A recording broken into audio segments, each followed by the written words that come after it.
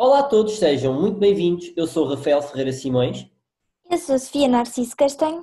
Nós somos jovens repórteres do ambiente e este é o nosso podcast. Aqui não falamos de política. Neste podcast convidamos jovens líderes sindicais ou políticos a falarem de ambiente, mas com uma regra especial. Aqui não falamos de política. No episódio de hoje temos connosco o presidente da Comissão da Juventude da UGT. Tem 34 anos, é coordenador regional do Sintap Lisboa e Valdez e é um jovem líder sindical. Convosco, Carlos Moreira. Seja bem-vindo, Carlos, e obrigado por teres aceito este convite. Olá, boa tarde. Olá, Sofia. Olá, Rafa. Muito gosto. Muito obrigado pelo convite para estar convosco hoje a falar sobre ambiente. Espero que tenhamos uma boa conversa e que seja muito proveitosa para todos. Obrigado pelo convite mais uma vez. Ora, essa, Carlos, obrigado a nós, é um enorme prazer ter-te aqui connosco. Carlos, seguindo para a nossa primeira questão, de que modo é que tu achas que os fenómenos ambientais podem influenciar o teu futuro e também o futuro das gerações que irão habitar o planeta?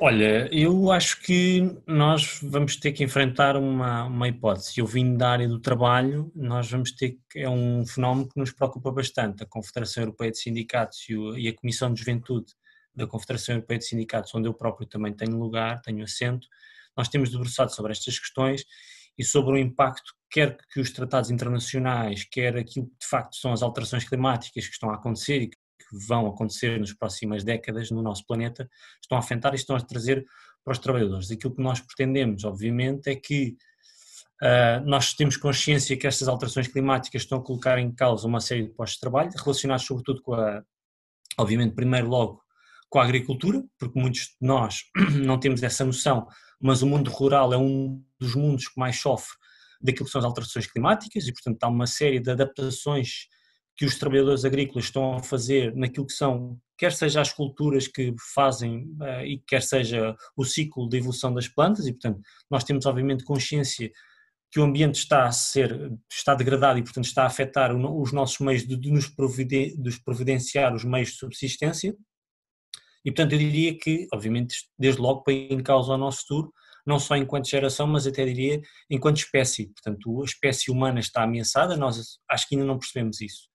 E acho que é o desafio da vossa geração, que são um pouco mais novos que eu, é de facto lançar este desafio. A minha geração, dos 30 e poucos anos, é uma geração que viveu a abundância dos anos 80 e o início dos anos 90 em Portugal. É uma geração que não tinha muitas preocupações ambientais. Eu lembro-me, começámos a ter preocupações ambientais quando eu teria talvez aí 10 anos. Eu lembro de ver aquelas campanhas da Sociedade Ponto Verde na televisão, para nós ensinarmos, entre aspas, os nossos pais a reciclar, os nossos avós. E, portanto, a vossa geração vai muito mais além, tem umas preocupações ambientais muito maiores do que a minha geração quando cresceu. Obviamente, eu hoje, como eu vos estava a dizer, pelo trabalho que eu desempenho, acabo por ter também contacto com estas preocupações e nós temos muitas preocupações, nós estamos a procurar que estes empregos que estão ameaçados pelo ambiente, quer aqueles empregos que são ameaçadores para o emprego, sejam alvo de uma transição justa. Porque não sei se vocês têm noção, mas muitos dos trabalhadores hoje dedicaram uma vida toda à sua profissão e de repente nós dizemos, bom, vamos fechar, por exemplo, as minas de carvão da Alemanha e vamos fechar as minas de carvão da Polónia. E o que é que vamos fazer a esses trabalhadores, não é?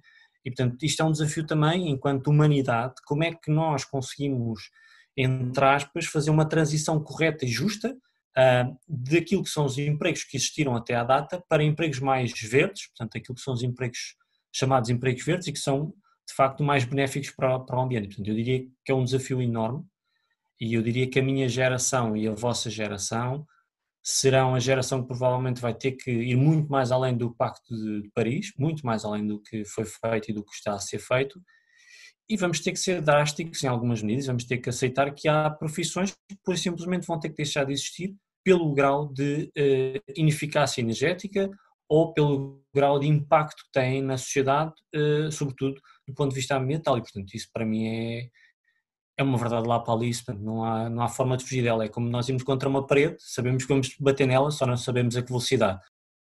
Vamos agora dar início à nossa primeira rúbrica, intitulada Habitua-te, em que vão ser feitas 4 perguntas relacionadas com hábitos sustentáveis e a ideia é responder a primeira coisa que te vier à cabeça. Vamos a isso? Ok, aceito o desafio. Carlos, começa por nos dizer um hábito que mudaste recentemente em prol do ambiente. Olha, um hábito que eu comecei a fazer e que eu já fazia, mas que aprofundei mais, tem a ver com o comprar mais local. Ou seja, eu estou neste momento a comprar mais produtos locais, a evitar comprar produtos que sejam importados de longa distância, no sentido de reduzir a pegada ecológica que eu faço com esses produtos. Obviamente, tendo em conta também aquilo que é a consciência social e aquilo que é a defesa dos direitos dos trabalhadores, como é óbvio. Portanto, não importa, eu não compro coisas de mercados que não têm direitos de trabalhadores. Pronto.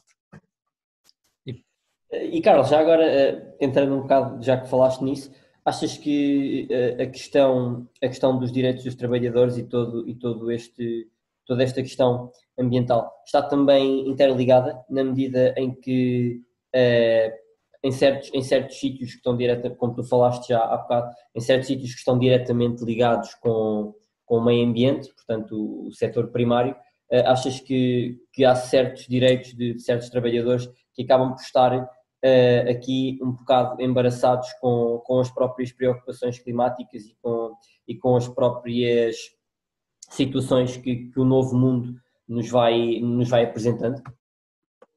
Eu acho que sim, eu diria que sim. Eu acho que nós, enquanto geração, temos que perceber uma coisa: nós temos noção clara dos empregos que vão ser perdidos pela robotização da economia e pela ecologia que é preciso também instigar na economia. Portanto, a economia tem que ser mais verde e tudo aquilo que é a cadeia de produção que nós fazemos enquanto humanos tem que ser mais verde, tem que ter uma pegada ecológica menor, e isso é um impacto que está medido no sentido do Acordo de Paris. Portanto, já se sabe quantos postos de trabalho vão ser perdidos, mas não se sabe quantos postos de trabalho vão ser criados. E esse é um dos desafios que nós temos enquanto geração, é perceber que se a robotização, que é algo que nós todos vemos como algo benéfico para a humanidade, porque reduz aquilo que é o desperdício, também não vai colocar em causa, ao fim e ao cabo, a humanidade, porque o trabalho acaba por ser o único fator de elevação social que nós temos enquanto sociedade.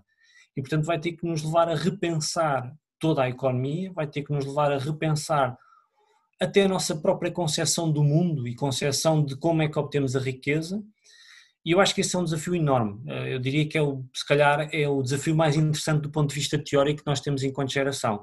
Do ponto de vista prático não vai ser fácil, porque como é que nós vamos explicar às gerações anteriores e até à nossa própria geração, que está assente num modelo de consumismo, diria assim, a verdade é essa, é um modelo de consumo. Quanto mais tu consomes, mais crias riqueza, mais produzes, mais gastas, e portanto é um ciclo vicioso. E o que nos veio trazer o Covid foi precisamente isso, foi perceber que de facto uma pandemia sanitária de repente põe em causa um sistema financeiro e capitalista, não é? Sobre toda a sua concepção e como nós o concebemos enquanto sociedade. E de repente nós tivemos que pensar, ok, mas eu consigo produzir mais localmente, eu consigo produzir no meu quintal a fruta e os legumes para a minha família, eu consigo produzir, se calhar no tear aqui mais próximo, consigo ter uma empresa que produz roupa, se calhar a custos mais elevados do que vem da China, é facto, mas eu tenho que suportar esses custos sociais. E eu acho que isso é de facto o desafio que nós temos enquanto geração, é perceber como é que nós vamos fazer isto. Ou seja, até que ponto é que os Estados, enquanto Estados soberanos, mas também as populações enquanto população, de facto querem isto. Porque o desafio de todos os tratados internacionais não é o governante lá pôr a assinatura, é a população aceitar aquilo que é assinado e de facto trazer para os seus comportamentos diários aquilo que é a alteração num paradigma. E eu acho que nós, enquanto jovens trabalhadores, temos que ter esta noção. Os nossos empregos criam desperdício e nós temos que reduzir a pegada ecológica desse desperdício que é criado. A deslocação diária para um posto de trabalho é um custo para o planeta que nós não medimos e que não temos por hábito medir. E já nem estou a ir a coisas muito para uma fábrica, estou a ir para coisas simples, sei lá, eu deslocar-me para um escritório em que tenho o computador ligado 8 horas e tenho que deixar o servidor ligado 24/24 porque tenho que ter acesso remoto no planeta todo, aquilo gasta energia e portanto eu acho que, vou ser sincero, se calhar estou a ser muito purista, mas eu acho que nós temos que aprender a desconectar de alguma forma. Ou seja, nós hoje estamos habituados a estar sempre conectados 24/24 horas em qualquer lugar do planeta e em qualquer circunstância. E eu aconselhava a nova geração a fazer uma coisa interessante, que é desligar o telemóvel à noite. Ou seja, eu vou dormir e desligo o meu telemóvel.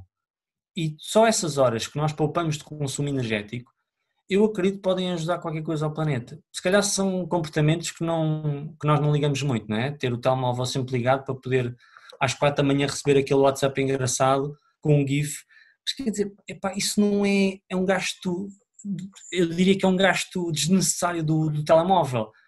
Sei lá, ter a televisão ligada sempre no canal só porque sim, ou até mesmo, por exemplo, um computador, não é? Como é que nós fazemos o balanço entre a utilização do lítio, a extração do lítio e ter uma sociedade verde? Epá, como é que nós fazemos isto, não é? Eu acho que vai ser o desafio mais interessante. Eu acho que foi aquilo que eu disse ao início, acho que a nossa geração tem que perceber que vai viver momentos muito complicados do ponto de vista da transformação do mundo. Nós vamos assistir a alterações climáticas mais violentas do que até agora temos assistido. É essa a minha convicção pessoal. Eu acho que no nosso tempo de vida útil vamos enfrentar isso. Não sei em que estado da nossa vida, se mais velhos, se mais idosos, se na nossa idade adulta ainda com crianças, com filhos pequenos, mas eu tenho a certeza que isso vai acontecer, não é? Basta ver as alterações que têm acontecido nas regiões mais interiores do nosso país, onde há incêndios que são incontroláveis, onde há de repente fenómenos de natureza completamente fora de tempo, um tufão, uma queda de granizo em pleno junho, quer dizer, isto não eram coisas que eram inauditas e eram coisas que aconteciam, sei lá, uma vez em cada 100 anos, e agora tu, em pouco mais de uma década, tiveste se calhar esse fenómeno quase todos os anos. E eu acho que nós temos que perceber isto, e eu acho que o impacto que nós, enquanto mundo trabalhador, vai sofrer vai ser o pior, porque quem tem consegue se proteger sempre melhor em qualquer circunstância, seja ela sanitária, seja ela ambiental, seja ela de qualquer índole. O povo que trabalha, aquele que diariamente tem que se levantar e trabalhar para, de facto, pôr comida na mesa para a sua família, vai ser aquele que, em última análise, vai sofrer mais. E também vai ser aquele que vai ter a maior responsabilidade, porque, em número, somos mais do que os mais ricos.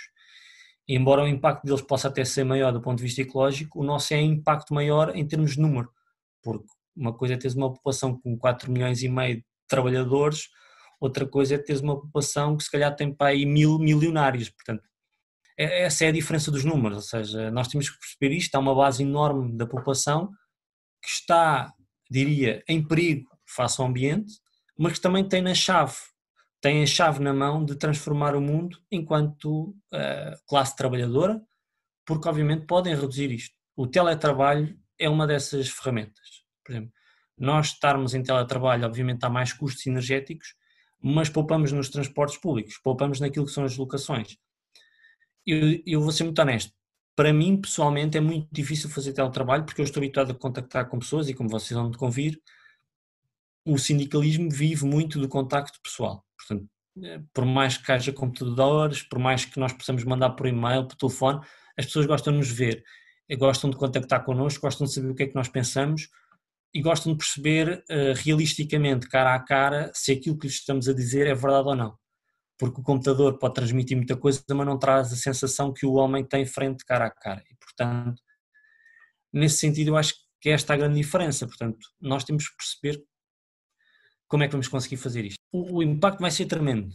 Porquê? Porque nós temos noção clara do número de pós-trabalho que serão perdidos.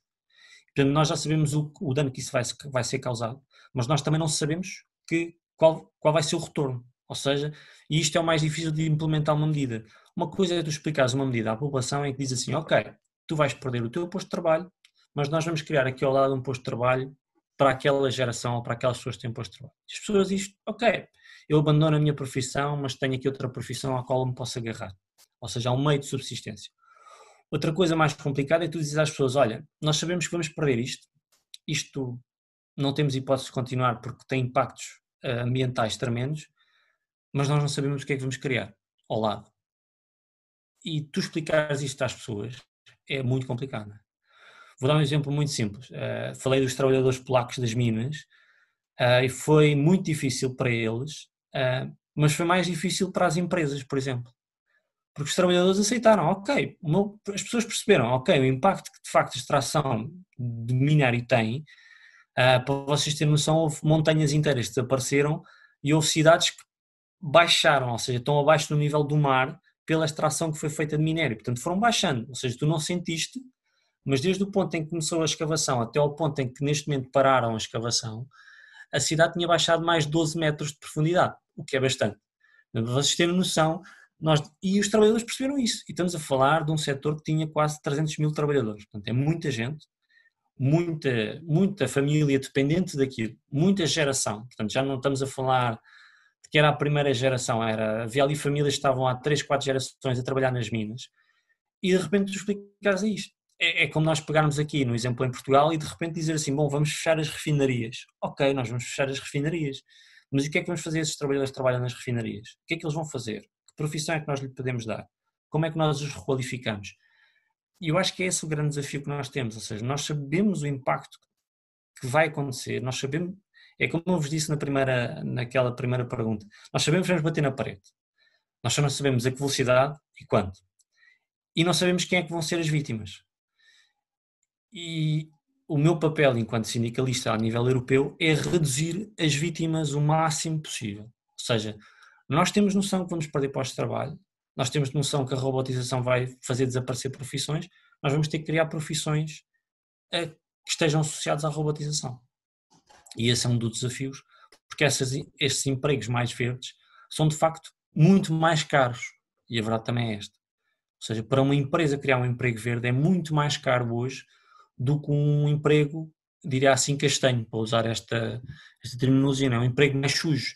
Portanto, o emprego mais sujo é mais fácil de ser criado, porque tem menos custos. O emprego verde não. O emprego verde implica tu teres uma série de preocupações ambientais que é muito complicado para a maioria do nosso tecido empresarial em Portugal, por exemplo, ter essa noção. Ou seja, as grandes empresas é muito mais fácil, porque o impacto económico que eles têm, embora seja muito grande, também é mais rapidamente absorvido. Enquanto que para aquilo que é o nosso tecido empresarial em Portugal, é muito complicado tu falares a uma empresa familiar que, olha, de repente agora vais ter que reduzir aqui a massa salarial porque vais ter que ter medidas verdes. Como é que eles vão, se calhar, ao primo, ao filho e ao amigo que toda a vida trabalharam para ele e, olha, vão perder o seu posto de trabalho. Isto é muito complicado, mas acho que o desafio vai ser enorme e vai ser interessante. A verdade é esta, todos estes desafios são interessantes. Aquilo que é o meu papel e é aquilo que eu quero é que toda a gente perceba que nós vamos ser afetados de alguma maneira, temos é que perceber que o facto do trabalho ser o fator da ascensão social e de continuar a ser o fator da ascensão social, este fator do trabalho tem que ser salvaguardado de alguma forma e tem que ser protegido, que o homem, neste caso o homem e a mulher, como é óbvio, têm que ser salvaguardados nestas questões e, portanto, se não for assim, se não for desta forma, é muito complicado explicar de facto à população como é que as medidas verdes podem ser implementadas, porque eles dizem, ok, eu até aceito que as medidas são boas, mas se eu vou perder o meu posto de trabalho, como é que eu vou viver? E eu acho que esse é o grande desafio. Agora, nós queremos saber um hábito sustentável praticado pela geração dos nossos pais ou avós que achas que deva ser resgatado? Essa é difícil. Um hábito sustentável. Olha, eu diria ter um quintal, porque eu não sei se vocês têm noção disso ou se vocês tiverem essa experiência, comerem frutos criados no vosso próprio quintal ou no quintal dos vossos avós, quando eram crianças. Tive e ainda tenho. Pronto. Sim, eu também tive e também ainda tenho, às vezes. Pronto, eu acho que eu tenho noção que numa cidade enorme, uma cidade com milhões de população, é se calhar impossível de ter este hábito. Mas, por exemplo, na sociedade portuguesa, eu acho que é praticamente possível, tirando talvez em Lisboa. Eu acho que mesmo até no Porto, é possível em algumas áreas do Porto ter esta experiência. E hoje com as hortas de varanda, não é? Como eu lhe chamo, acho que é possível, qualquer pessoa pode plantar alguns legumes e de facto tem um sabor muito diferente. E era aquilo que eu estava a dizer, o consumo local acho que era importantíssimo. Eu, por exemplo, aqui onde eu moro, eu tenho experiência e eu próprio faço isso, de andar de vez em quando no quintal, a semear alguma coisa e a plantar e gosto. E é um hábito que de alguma forma acho que nos obriga de facto a pensar melhor o ambiente. Ou seja, o facto de mexeres na terra obriga-te a pensar mais claramente sobre as consequências ambientais dos teus comportamentos. Quando tu não mexes numa coisa, acho que tendencialmente tens de estar afastado dela e o teu conhecimento acaba por ser um bocado secundarizado por outros conhecimentos que tu achas mais fundamentais para a tua realização pessoal. E eu acho que é por aí. Ou seja, esta prática de eles irem à terra, de saberem mexer na terra, saberem o que era cultivado em cada época e até saber que as luas influenciavam o crescimento das plantas é uma coisa interessante. Eu, por acaso, é uma coisa que eu tenho interessado há uns anos para cá e acho muito interessante. Portanto, é um hábito que eu recomendo a todos, é fazerem jardinagem ou, se possível, cultivo dos seus próprios legumes. Ótimo! Carlos, diz-nos agora um hábito que tu gostavas de mudar, mas que ainda não fizeste. Olha, eu tenho um hábito que eu gostava muito de mudar, mas eu acho que vai ser o último hábito que eu vou fazer, que é a utilização do meu carro. O meu carro é diesel e eu adoro o meu carro, não vou mentir. Acho que vai ser muito difícil eu comprar um elétrico ou comprar um híbrido, porque eu adoro de facto aquele carro. E pelo número de quilómetros que eu faço diariamente e pelo número de quilómetros que eu faço mensalmente, é um hábito muito difícil de tirar, porque eu quando trabalhava num sítio onde eu sabia que era sempre aquele local, eu fazia parte da deslocação em viatura própria e parte em transporte público. Eu hoje sou muito honesto, é raro utilizar transportes públicos, precisamente pela velocidade, e cá está aquilo que eu dizia há pouco, de termos de desconectar ou pelo menos abrandar o nosso ritmo, porque de facto os meus dias são sempre a correr, e o Rafael às vezes já me apanhou nesses dias assim, a meio a correr, e eu ando sempre de um lado para o outro. Portanto, eu se calhar num dia faço 200, 300 km de carro, o que é bastante, mas para mim é um dia normal de trabalho e portanto eu diria que vai ser se calhar o hábito mais difícil de tirar,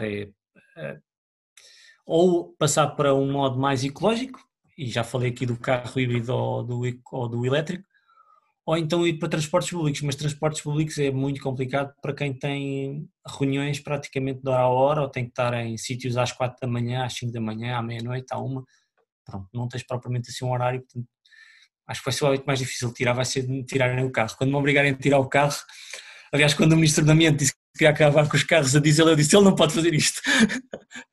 Mas pronto, aqui fica a minha reação, que eu fiquei a olhar para a televisão em pânico, tu já não me tira o meu carro, se faz favor. Desculpa lá. Não faz mal. Mais caricato, mas foi o momento mais caricato da minha vida nos últimos anos. Foi quando disseram vai acabar os carros a diesel, eu pensei, não, o que é isto? E agora, por fim, um hábito sustentável que, na tua opinião, achas que todos deveríamos adotar? Eu ia dizer transportes públicos, mas como eu próprio não utilizo, acho que seria um bocadinho incongruente da minha parte dizer isso. E portanto eu diria que se calhar a questão mais ecológica é de facto o consumo local. Eu acho que não afeta a ninguém. Acho que todos temos noção que podemos reduzir a nossa pegada ecológica. E ao fazermos isso estamos a reduzir também a cadeia que é preciso de distribuição e também, obviamente, aquilo que são os impactos no meio ambiente. Eu diria que é sobretudo isto, é o consumo local, o estar mais agarrado aos locais de produção, mais próximo possível dos locais de produção, de facto permite-nos isto.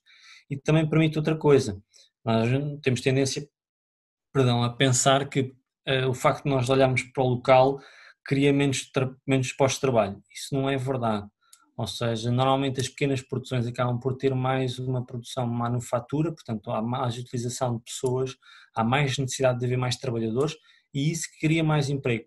E também, eu diria que o consumo local leva a uma medida muito interessante que nós temos falado do ponto de vista do interior, que leva à fixação de pessoas no interior.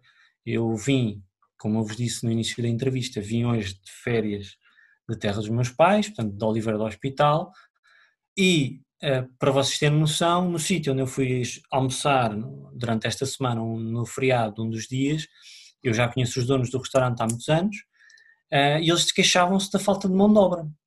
Ou seja, eles não se queixavam de pagar maus salários, eles queixavam-se de facto, faltavam pessoas para trabalhar, ou seja, não havia pessoas naquele local hoje em dia para trabalhar. E portanto, quando houve esta situação da pandemia, eles ficaram um bocado enrascados porque agora tem que ter mais pessoas para trabalhar, tem que ter mais atenção naquilo que fazem e isso levou a que eles fossem à procura do mercado de trabalho e não há, simplesmente não há população lá E, portanto, o facto de eu consumir localmente ajuda também a fixar a população no sítio onde eu moro.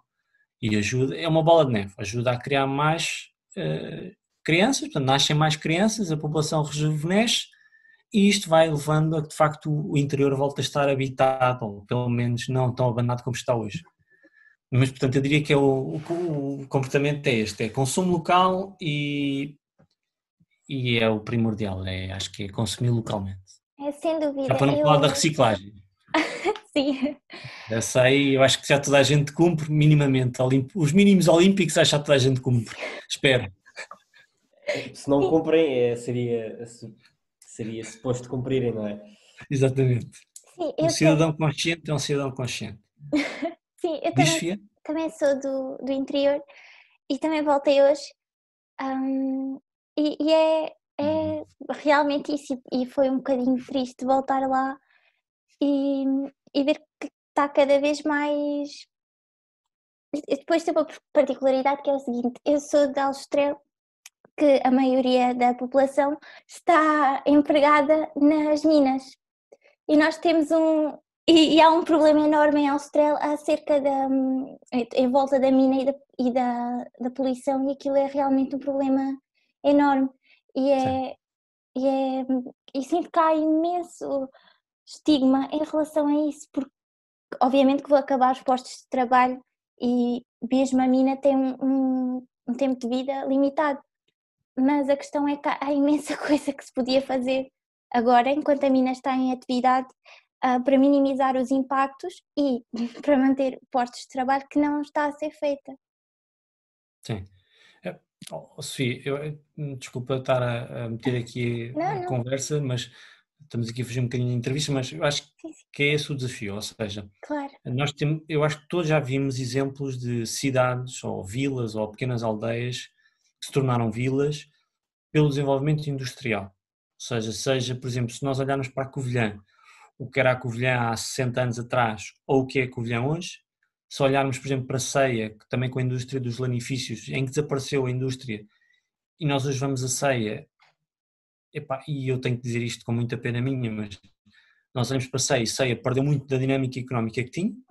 Se olharmos para Porto Alegre, se olharmos para tantas cidades no nosso país, já nem vou às pequenas aldeias ou às pequenas vilas, estou a pegar em grandes cidades, mas Aljustrel também é um exemplo disso, ou seja, quando a mina desaparecer, muitos dessas famílias que hoje estão lá e que vivem lá e que têm os seus filhos lá e desenvolvem toda a sua vida lá, muito possivelmente não terão que se deslocalizar para outra zona do nosso país, vão à procura daquilo que eu dizia, do fator de subsistência, ou seja, eu tenho que subsistir e a minha família tem que subsistir. E se nós não aproveitarmos essas oportunidades de perceber que hoje há uma série de ferramentas que nós, enquanto humanidade, temos à nossa disposição e temos consciência que levam a alterações climáticas e que têm impactos, portanto nós podemos diminuir isso.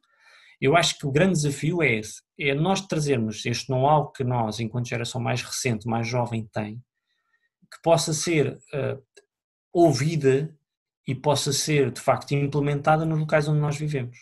Aljustrel é um desses exemplos, mas há mais cidades. Há cidades, por exemplo, a Marinha Grande, quando perdeu a indústria vidreira, tu hoje vais à Marinha Grande e é complicado, porque de repente tu percebeste que era uma cidade enorme, com muita gente, e que hoje está, diria assim, demograficamente deprimida. Portanto, está a perder população. E é no litoral, nem estamos a falar do interior do país, não é? Quanto mais no interior.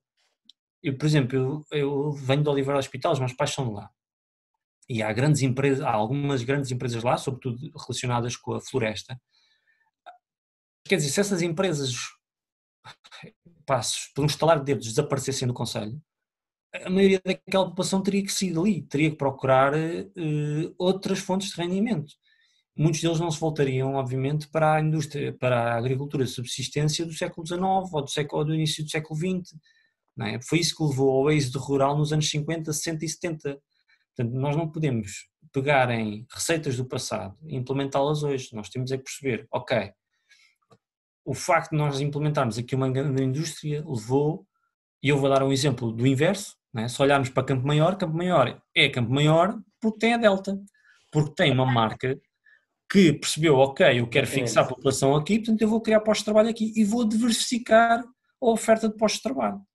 E eu acho que isso foi é de se calhar o maior legado do comendador Rui Nabeiro. Ele percebeu, ok, eu tenho um nicho de mercado que é o café, que alimenta o país todo. Mas agora como é que eu diversifico a oferta para ter novas profissões aqui a nascer em Campo Maior e como é que eu consigo fazer isto? Mantendo, entre aspas, a tradição de ser a vila que produz café para o país.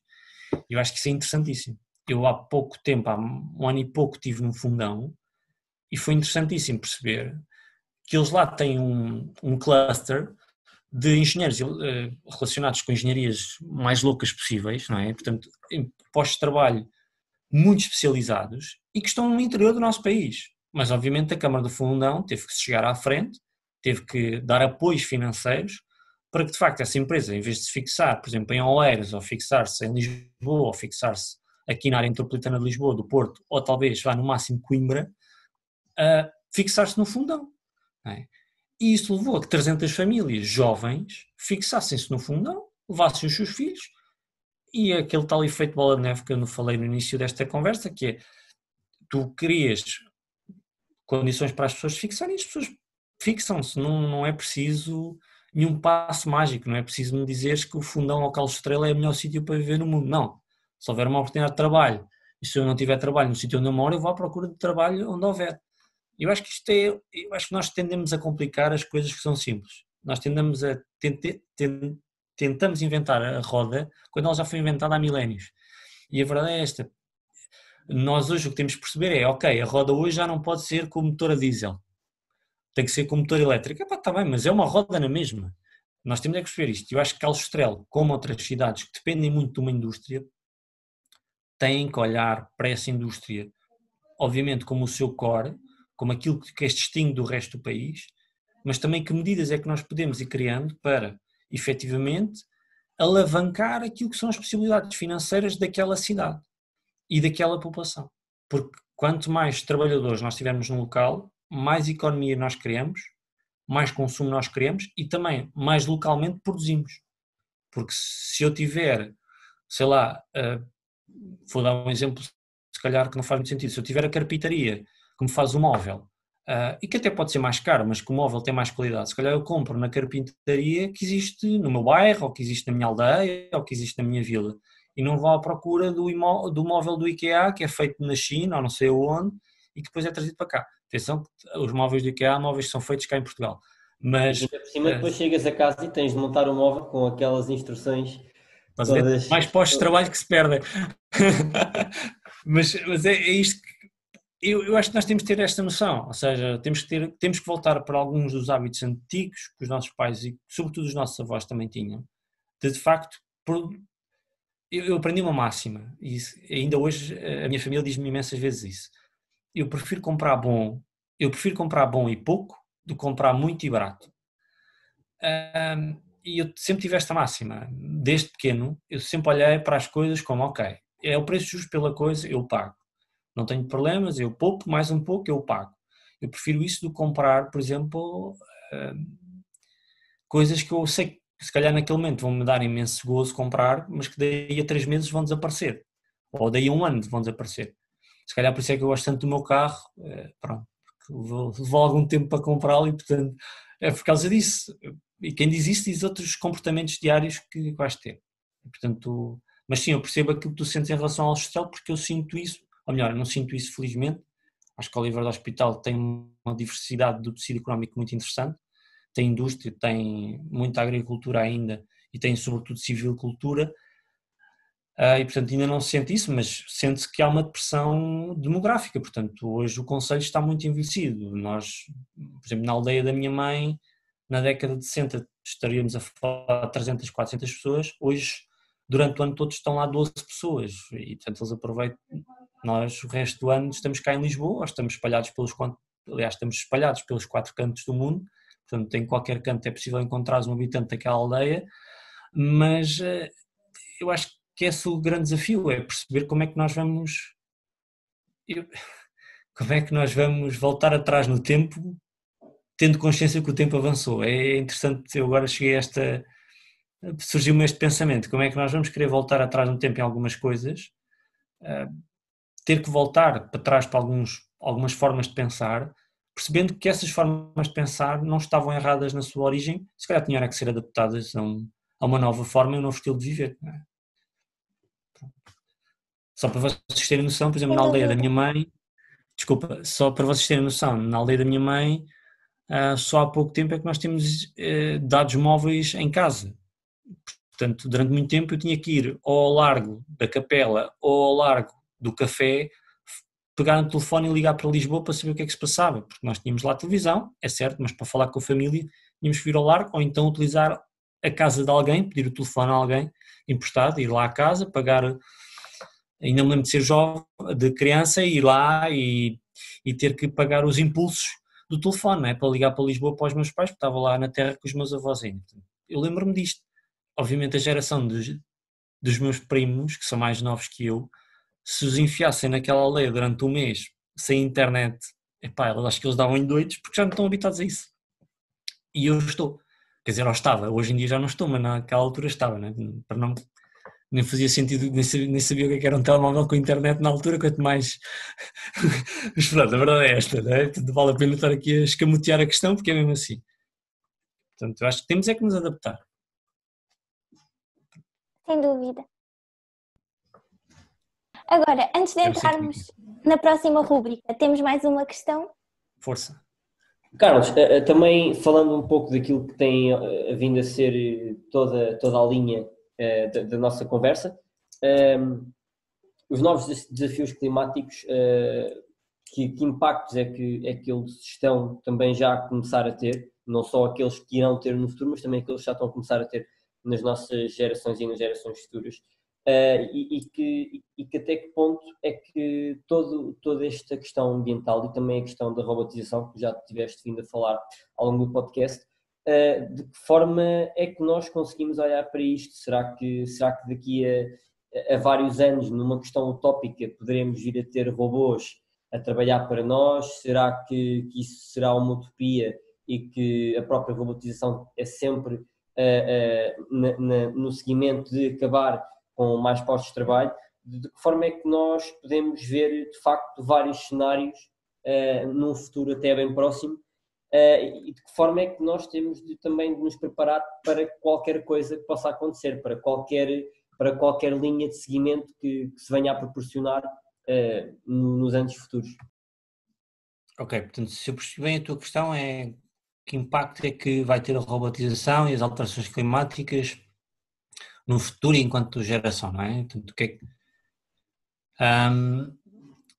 olha, eu diria o seguinte, eu acho que nós temos que perceber o que é que queremos fazer com a robotização. E eu acho que a vossa geração vai ser a geração que vai definir, se isto fosse uma partida de ténis, eu diria que nós estamos no tie-break com a vossa geração. Portanto, vocês vão ser aqueles que vão decidir e vão decidir para que lado é que isto vai. Eu diria que ou isto vai para um lado, onde não há propriamente um controle, e não entendam isto mal, mas há algum controle e alguma, diria, ponderação naquilo que é a robotização da economia, na digitalização da economia, ou de alguma forma eu tenho algum receio. Eu não vou ser franco, quem me conhece, há amigos meus que dizem que eu sou muito negativo, há amigos meus que dizem que eu sou muito pragmático.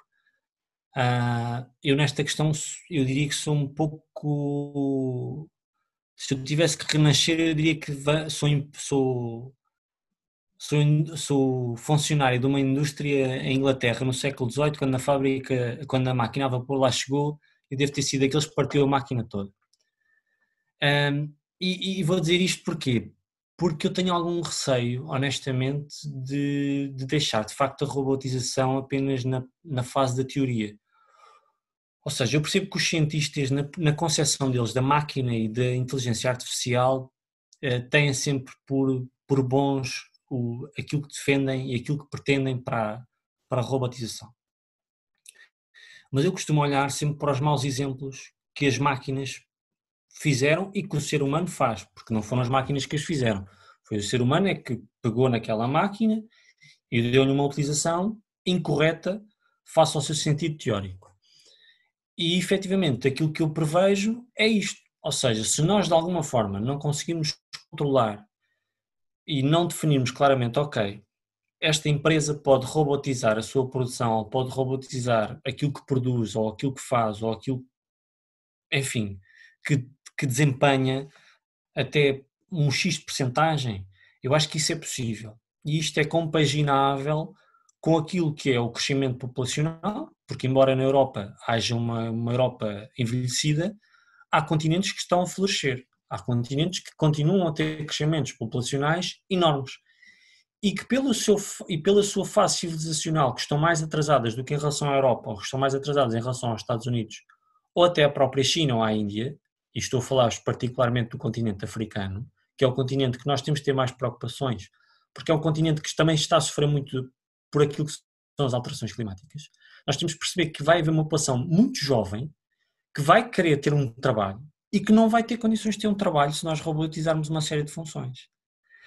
E, portanto, eu acho que nós vamos ter que ter muita cautela nisto. E eu acho que a vossa geração vai ter que definir claramente isto a nível internacional, e eu vou a nível europeu, já não vou a nível internacional com os outros colegas dos outros continentes, mas tenho tido, por exemplo, a oportunidade de estar na OIT, na Organização Internacional de Trabalho, no centro de formação deles, onde eu já tive a oportunidade, quer de contactar com colegas nossos da CPLP, quer de outros pontos do mundo, portanto do Brasil, mas também tive com colegas das Filipinas, da Austrália, da Índia, do Tahiti, enfim, de países quase que nós só ouvimos falar deles na televisão ou naqueles cartazes que vemos nas agências de viagens espetaculares, não é? E de facto eu tive a oportunidade de falar com essas pessoas e é interessantíssimo perceber que a preocupação deles não é criar trabalho propriamente como nós pensamos e temos a concepção na Europa, portanto um contrato de trabalho com todos, não, eles querem trabalho para a população, porque eles têm noção que têm população muito jovem e que a maioria destes jovens, quando acabam os seus estudos, e atenção, estamos a falar que a maioria desta população não atinge um grau elevado de estudos, portanto acedem ao mercado de trabalho muito jovens, portanto vão trabalhar a vida toda, e eles precisam de trabalho. E portanto a robotização, a vossa geração a nível europeu vai definir, a nível europeu e a nível, diria, quase do mundo ocidental. Eu acho que ainda se pode usar esta expressão hoje em dia, sem ser mal interpretado, e portanto eu vou utilizá-la.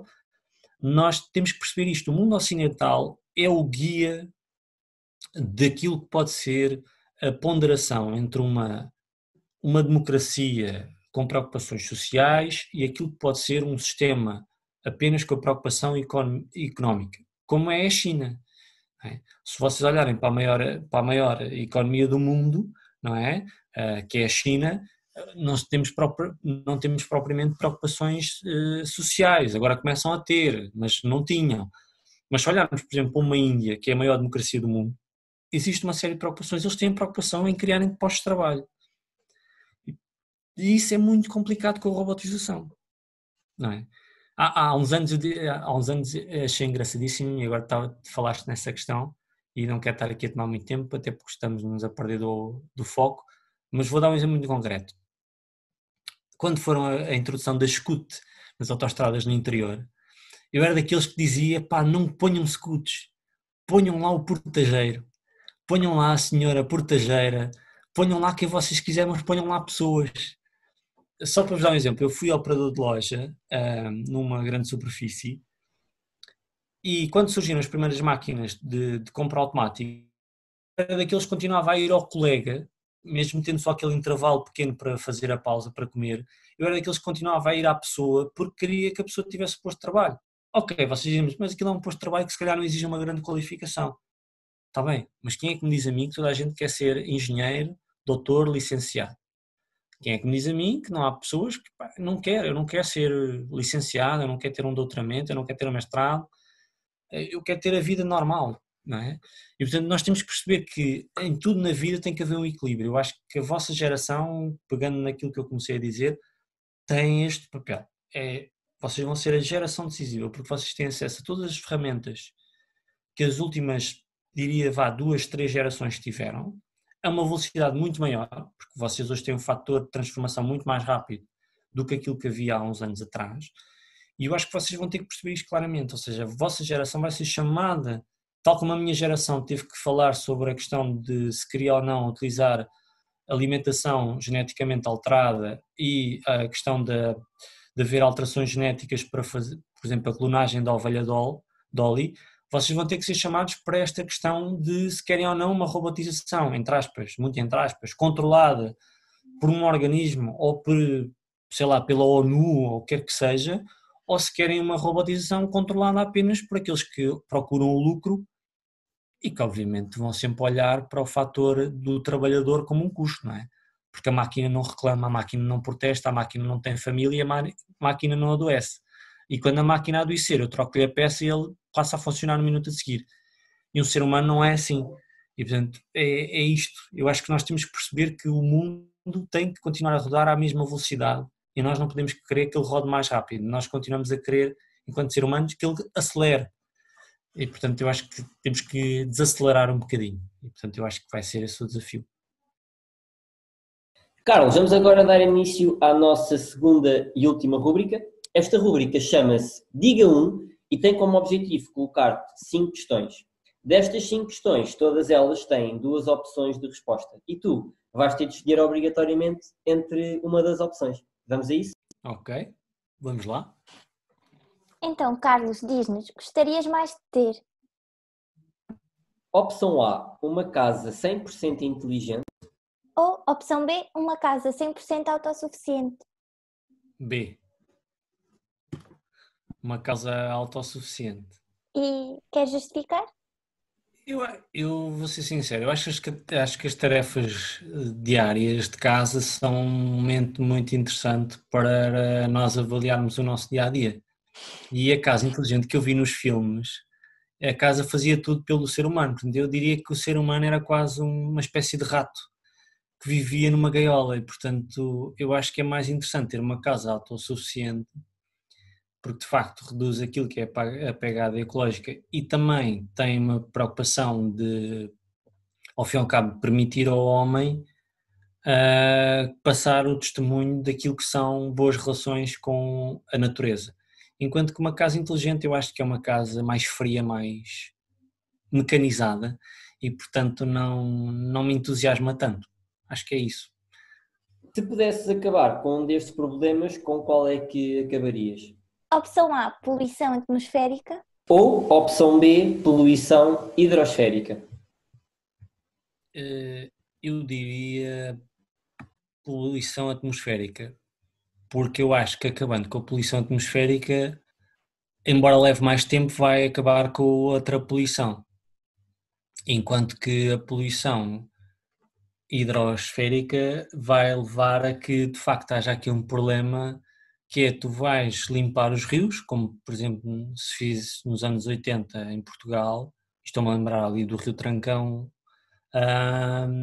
e de facto tu notas que hoje continuam lá a haver as lamas, continua a haver poluição atmosférica e portanto não resolve.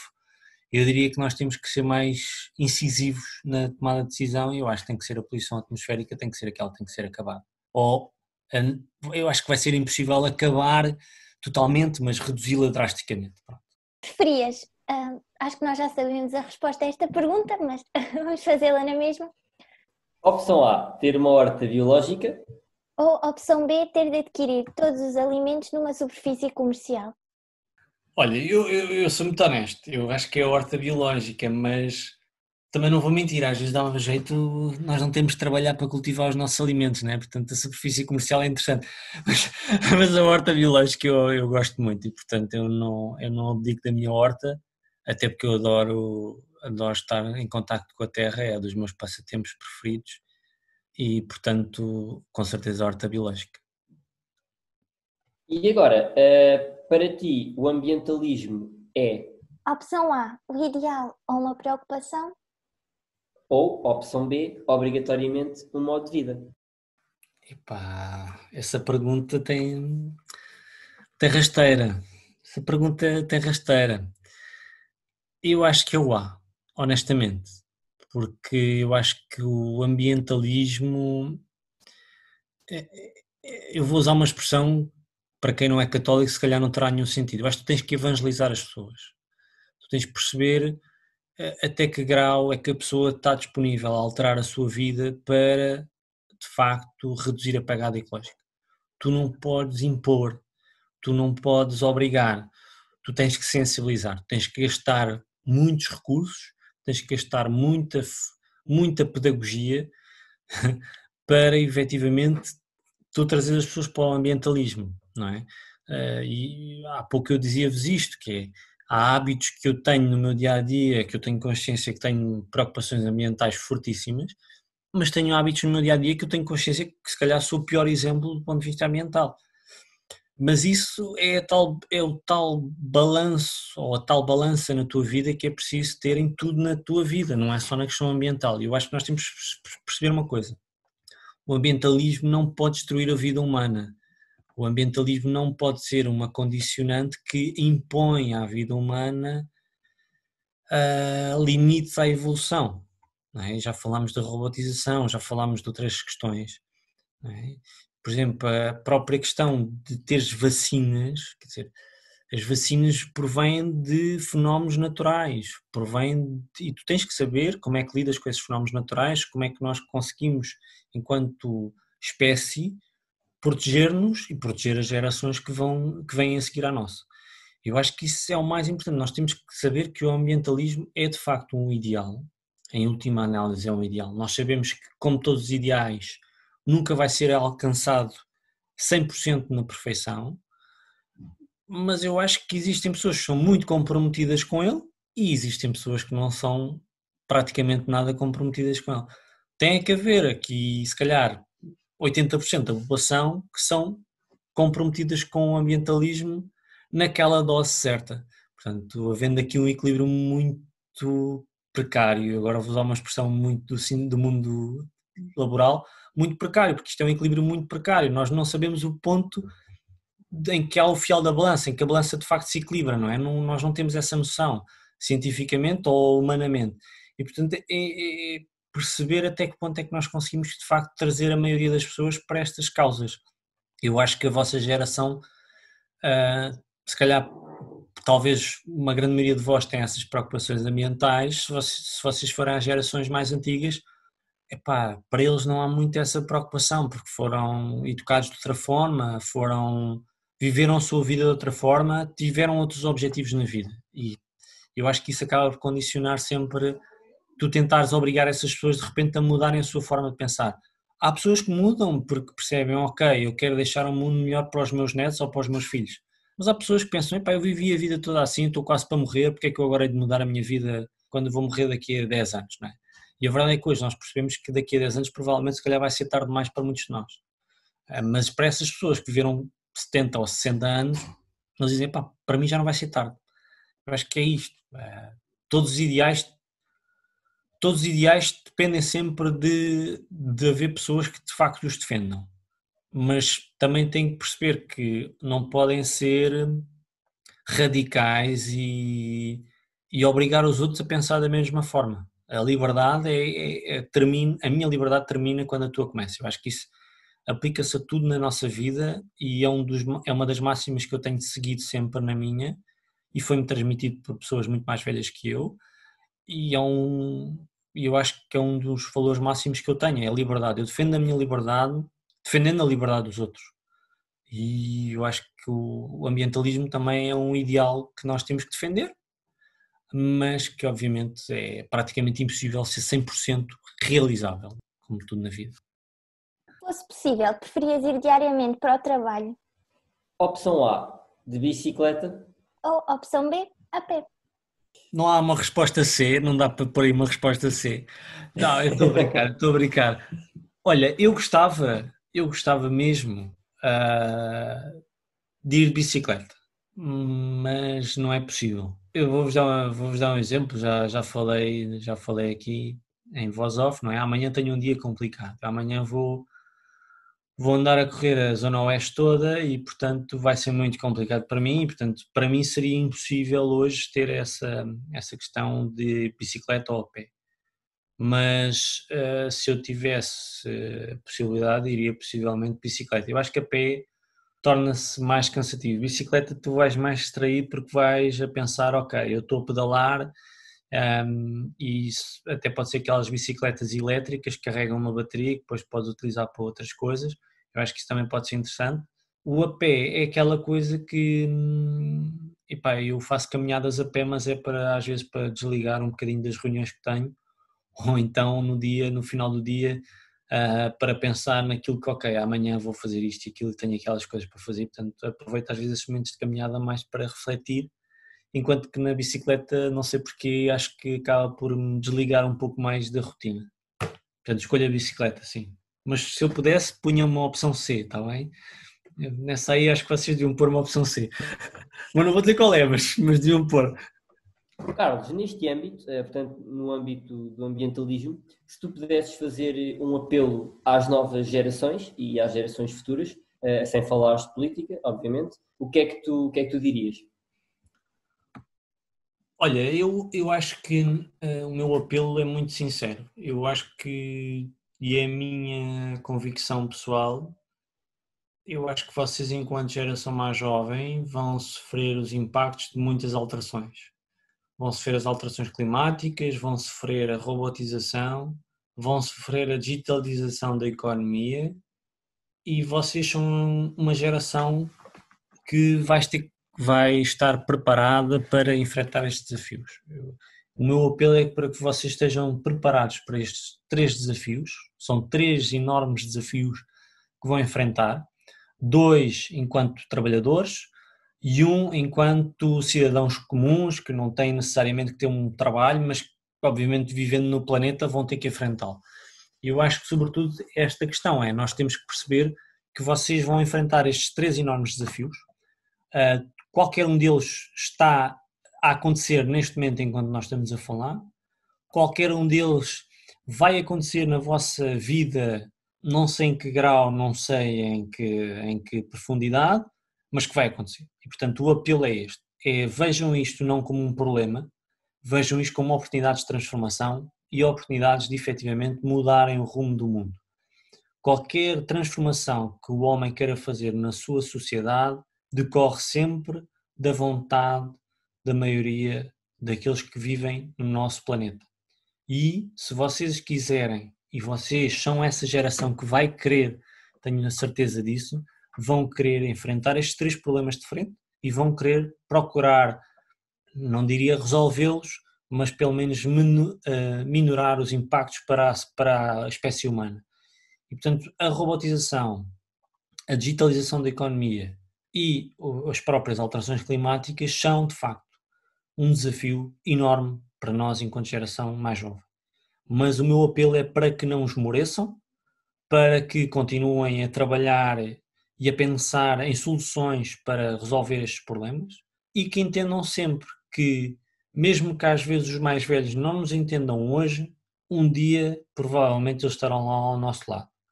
É assim que eu tenho visto sempre na minha vida até hoje, que os mais velhos não são um obstáculo, nós temos que conseguir convencer os mais velhos para ideias novas e ideias diferentes.